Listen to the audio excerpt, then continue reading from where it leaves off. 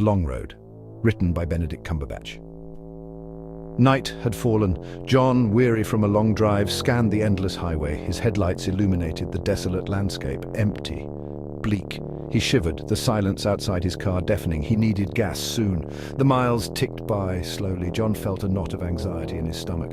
He hadn't seen another car for hours, no signs of life, just the road and the darkness.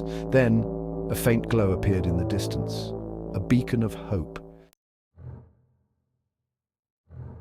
A glimmer in the distance. John gripped the steering wheel. Was it real? He squinted, his heart pounding. Yes, definitely a light. A gas station.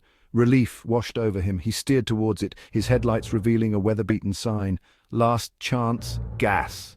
The name sent a shiver down his spine. As he pulled closer, the station's dilapidated state became clear.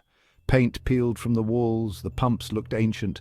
An unsettling stillness hung in the air. John hesitated, a sense of unease creeping in, but he needed gas. An uneasy feeling.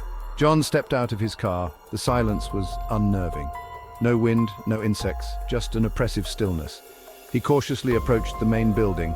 The windows were grimy, offering only a distorted view inside. He tried the door.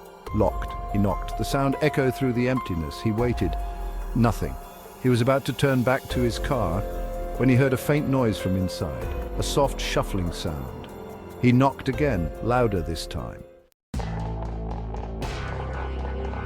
The attendant. The door creaked open slowly. John held his breath. A figure stood in the dimly lit doorway, an old man, his face obscured by shadows. He wore a faded uniform. His eyes, however, were unnervingly sharp. They seemed to pierce through John. "Help you!" the old man rasped, his voice rough as gravel. John swallowed, his unease growing. Yes," he stammered. "Just need to fill up my tank."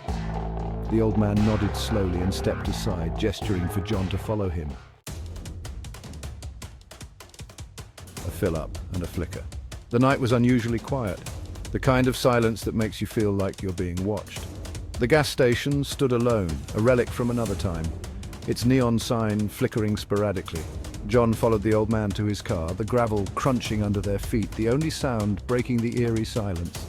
The old man's steps were slow and deliberate, as if each movement required immense effort. He felt a strange chill in the air, despite the warmth of the night. It was the kind of chill that seeped into your bones, making you shiver involuntarily.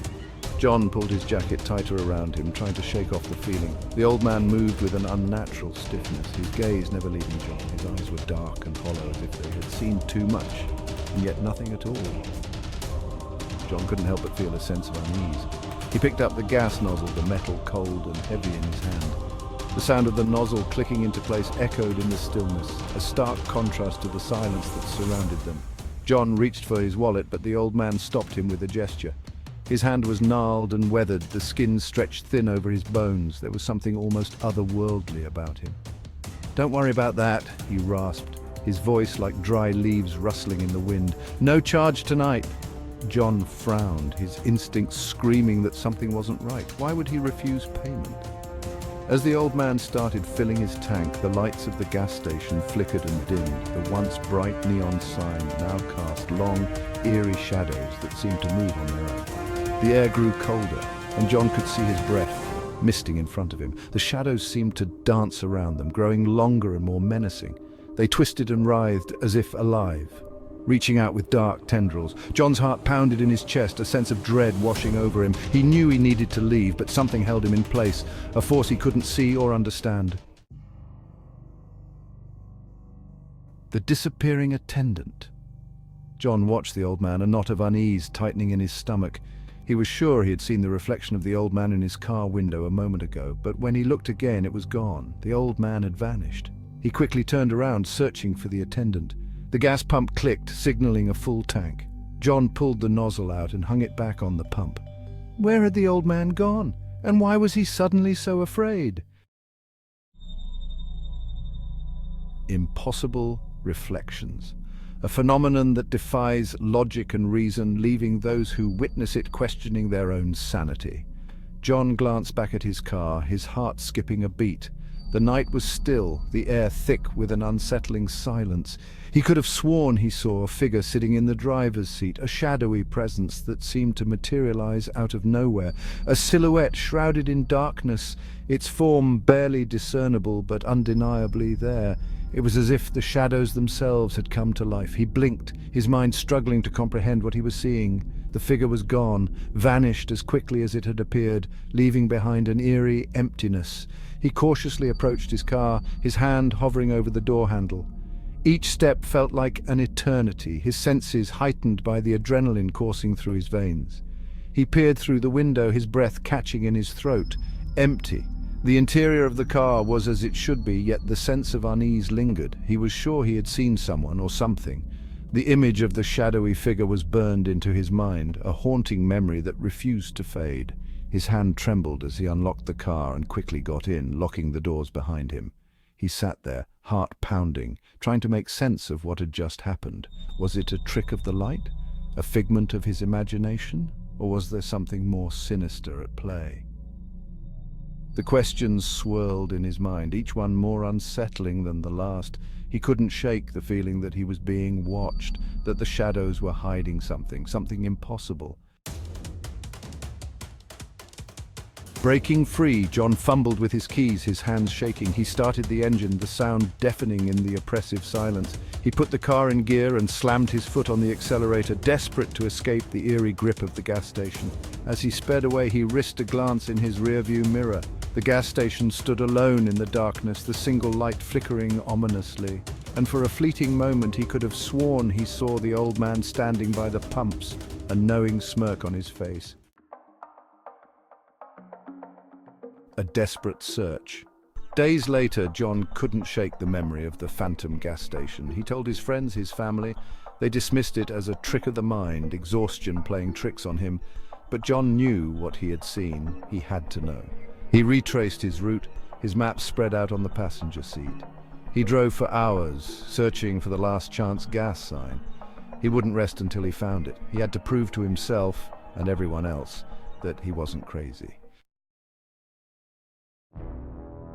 A familiar sight. After hours of searching, just as his hope began to dwindle, he saw it.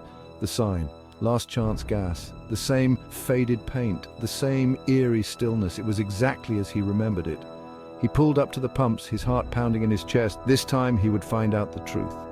He stepped out of his car, his senses on high alert. The air was heavy with the same unsettling silence. He walked towards the main building, each step filled with dread and anticipation. The twist, a moment that changes everything, a revelation that turns the world upside down. He reached the door and pushed it open, his heart pounding in his chest. The door creaked ominously as if it hadn't been opened in years. It swung open easily, revealing a clean, brightly lit interior. The stark contrast to the exterior was jarring, almost surreal. A bell chimed cheerfully above his head, its sound echoing through the empty hallway, adding to the eerie atmosphere. Behind the counter stood a young woman, smiling brightly. "Welcome," she chirped. "Can I help you?" Her voice was sweet, almost too sweet for the setting. John stared at her, speechless. His mind raced, trying to make sense of the situation. This wasn't what he had expected. He glanced around the gas station, his mind reeling. It was completely different from what he remembered. The flickering lights added to his confusion. New paint, modern pumps.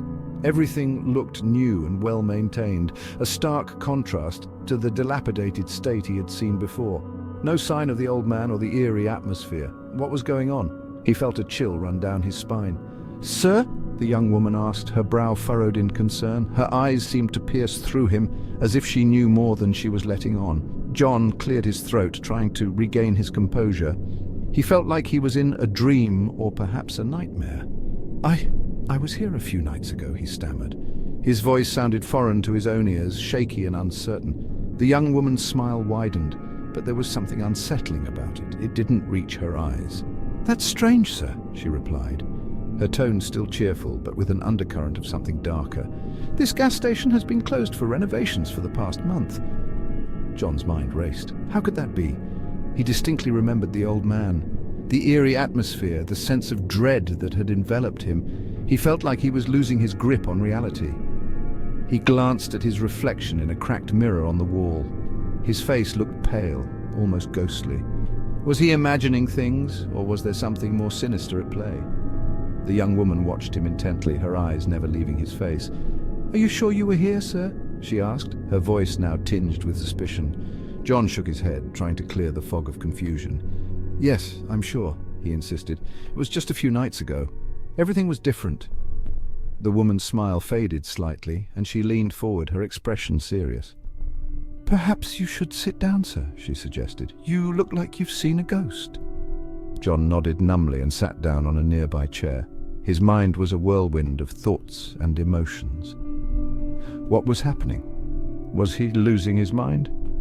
The young woman walked away, leaving him alone with his thoughts. The cheerful bell chimed again as she disappeared into the back room. John looked around the gas station, trying to make sense of it all.